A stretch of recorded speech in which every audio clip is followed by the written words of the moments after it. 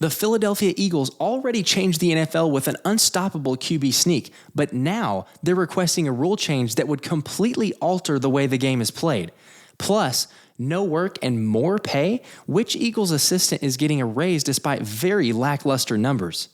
And some things never change. What Stephen Jones is about to do that will seal Dallas's fate for good. But first, let's run it.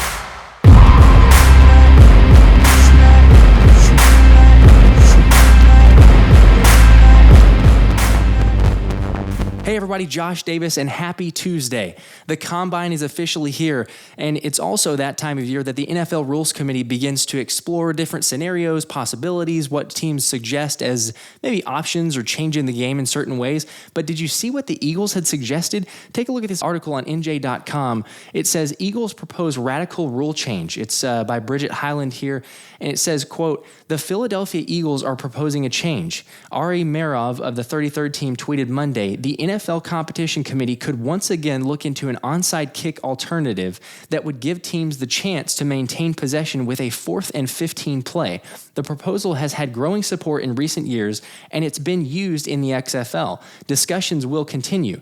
And then Diana Rossini of ESPN replied to the tweet and wrote, not could, but did.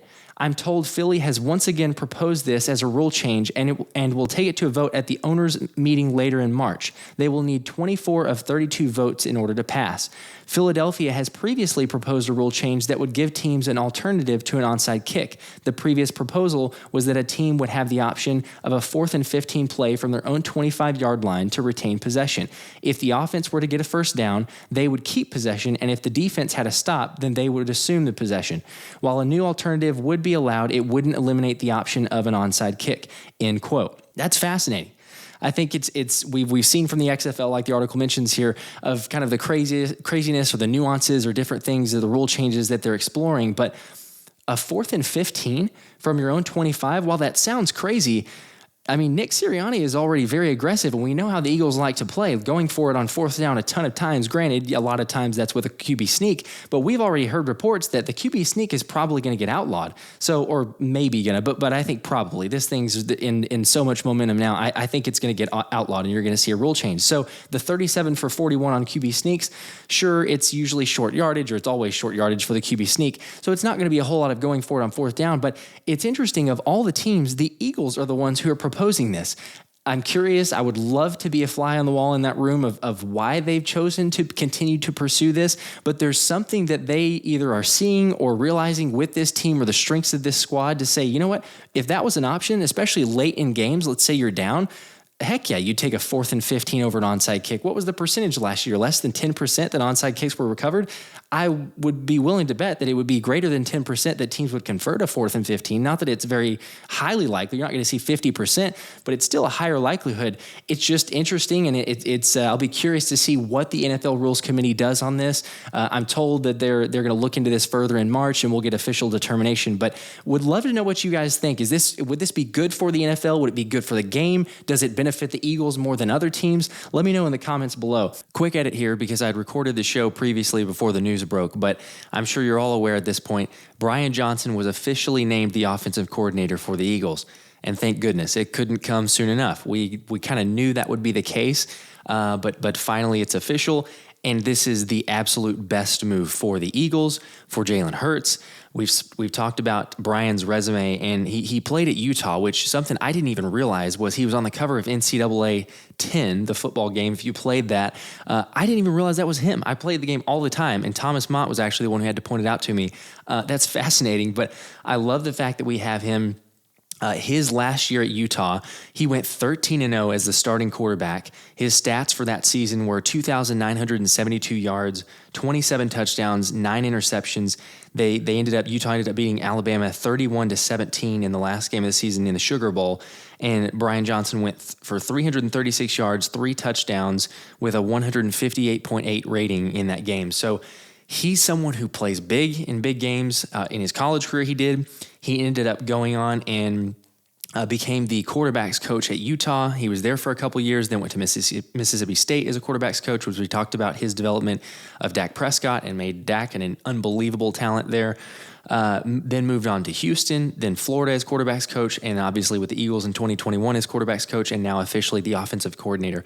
This is a guy that you're talking about Jalen's development. He's been a quarterbacks coach his entire career, 13, 14 plus years in the quarterbacks room. Again, you could not get a better hire for this situation. So very excited to hear this. Very excited to see the offense thrive and develop and open up the playbook. I think that we're due for a monstrous season on the offensive end, but would love to hear what you guys think. But anyway, wanted to just make sure and touch on that. So did you guys see that we just gave a raise to an assistant coach? Yet we can't figure out how to internally promote our offensive coordinator or defensive coordinator. We're still on the fence about that as of the time that this was recorded. But we can give a raise to our special teams coordinator. So take a look at this article, Brandon Lee Gouton of Bleeding Green Nation. It says, Eagles give their special teams coordinator an extension and raise. The organization apparently likes him more than you do. I would agree with that. They probably do like him more than I do. So it says, quote, not only will Michael Clay be back as the Philadelphia Eagles special teams coordinator in 2023, he will be back with a higher salary. This much according to a report from Aaron Wilson, who says Clay is considered a rising coach in NFL circles. A couple disclaimery things to get out of the way. Clay's deal was likely set to expire since most assistant coaches' contracts are 2-year deals. And given that Nick Sirianni already said he would be back in 2023, the news of an extension is not unexpected. There is no salary cap for coaches, so fans shouldn't really care too much what an owner spends on their assistants, as long as they're not being cheap, of course. Still, the optics are a bit odd here. Sirianni was asked about Clay potentially getting fired during his press conference after the season ended. That was hardly a baseless question representing a minority opinion. It stemmed from the Eagles' special teams unit being a glaring weakness, really the only weakness, for a good portion of the 2022 season.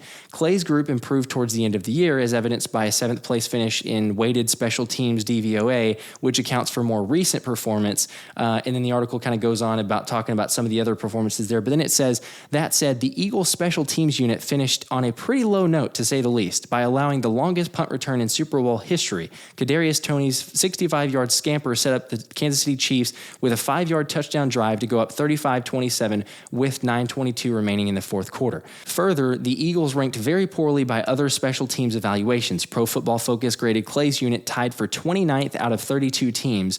Rick Gosselin's annual special teams ranking had the Eagles 31st.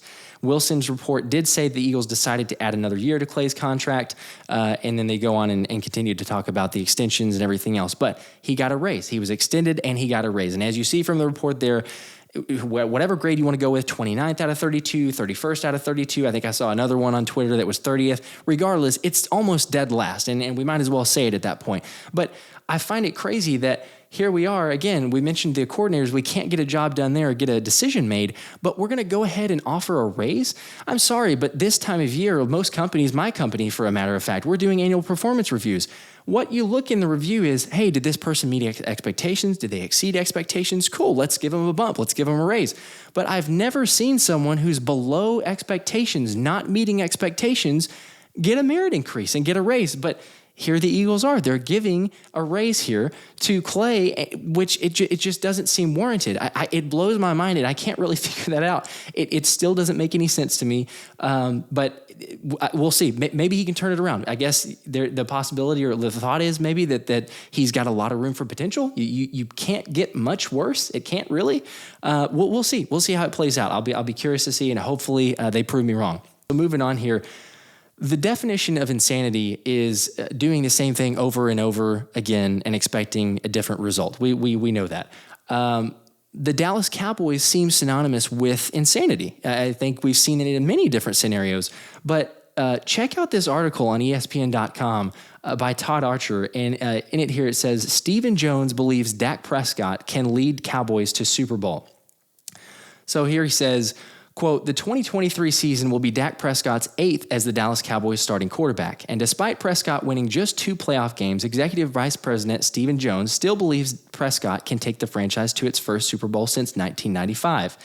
He says, I've got all the faith in the world we can win this thing with Dak, Jones said from the scouting combine in Indianapolis. Why? because we know him. We know what he's about. His leadership skills are undeniable. Impeccable work ethic, Jones said. Other than he hadn't won some key playoff games, he's everything you want in a quarterback. From the day he walked in the door, he's won a lot of games. We just got to get over the hump. With Coach Mike McCarthy becoming the offensive play caller in 2023, the Cowboys believe that will be a big help to Prescott, who tied for the most interceptions in the NFL with 15 last season, despite missing 5 games with a fractured right thumb in getting over the hump. Kellen Moore served as the Cowboys offensive coordinator from 2019 to 2022. The Cowboys finished 11th in yards, 4th in points per game. Brian Schottenheimer will be the offensive coordinator in 2023, but McCarthy will call the plays, similar to the setup he had during most of his tenure with the Packers. The article goes on to have some quotes of Jones talking about how he trusts McCarthy and it's going to be better play calling and they're expecting more potential here. And at the end here, though, it's talking about Prescott's cap hit or the amount that he's going to cost against. So it says Prescott is set to count $49.2 million against the 2023 salary cap. He is signed through 2024. If the Cowboys restructure Prescott's contract this year, they can create up to $22 million in cap space. With an extension, they could create even more room. And it says, we've got to have a plan to ultimately extend Dak, Jones said. This is ridiculous. And like I said, the Cowboys are insane. And thankfully they're insane. I love it. It's the circus. It's the gift that keeps on giving. The Jones running the organization. It's crazy to think that in this quote here, Stephen Jones is saying Dak is everything you want in a quarterback. But then he kind of subtly puts it in there of, well, except for winning the playoff games. What do you want in a quarterback? You want them to win playoff games. Forget everything else. I don't care what you're talking about. You want a quarterback to win playoff games. That's what it's all about. So all this other meaningless stats and, he's got a great win percentage. He's won some division titles. Great. Congratulations. That's all he's ever going to be. And I hate to say it for Cowboys fans out there, but I love it. That is all he's ever going to be. You can tell Dak is a different guy whenever it gets into the playoffs. He can't rise to the occasion. We saw him, he played a great game against the Bucs, but we all knew what was coming against the 49ers, back to the good old same old Dak. And that's all he's going to be. It's like a mental block. And the beauty that I see is Jalen Hurts already has the same amount of wins in the playoffs as Dak. I'm excited to see what Jalen can do, but I think it's reminiscent of how you usually start in your career is a lot of times how you end. And if it starts out poorly, it's very hard to rebound. So like I say, love to see it. It's comical. It's hilarious. The fact that they are so blindsided by this. Me being behind the scenes here in Dallas, it doesn't get any better to flip on the radio and listen to the talk show host just praising Dak unending, thinking that he is just the next great who's going to just start winning all these Super Bowls. And I'm sorry, if you're 8 years in and this is all you've done, I think the writing's on the wall. Speaking of careers that didn't pan out, and you guys probably already saw this, but Carson Wentz was cut by the Commanders. So the reports were that the Commanders were looking to see what the quarterback situation would be like. It's not a huge surprise because I think the cap hit was $26.2 million that they were able to save from cutting Carson. And it's sad for him. I'll be honest. I was one of the big Wentz supporters for a long time. Whenever he was first drafted, I bought his jersey. I still have that jersey. I turned it into an A.J. Brown jersey. But I thought he was going to be awesome. And he played well for a little while. But sadly, it didn't pan out. He got injured. I think injuries, but also just the extra, mental toughness. I think that he didn't quite have the it factor there. And it was tough. We all saw how it ended there. Goes to Washington. Now they've cut him. I would be surprised if he wants to sign anywhere. He could if he really wanted to play, but seeing the way that it's turned out, he's made a ton of money. I think we could very well see the last game of Carson Wentz, and what a very crashing way to end what seemed to be a promising career. Anyway, be curious to hear your guys' take on that and thoughts there. For those, because I've seen and heard arguments too, just to make a mention real quick, for those that are fearful that this contract that's pending with Jalen Hurts is going to turn into Wentz, don't be. Jalen, I think, has proven so far. I mean, he's won more playoff games than Wentz ever did, and he's taken him to a Super Bowl. Grant, you could say, yes, that we went to a Super Bowl the year that Carson was there, and he was playing great, but he ultimately was not the one to do it. Let's remember, Nick Foles was the one to do that.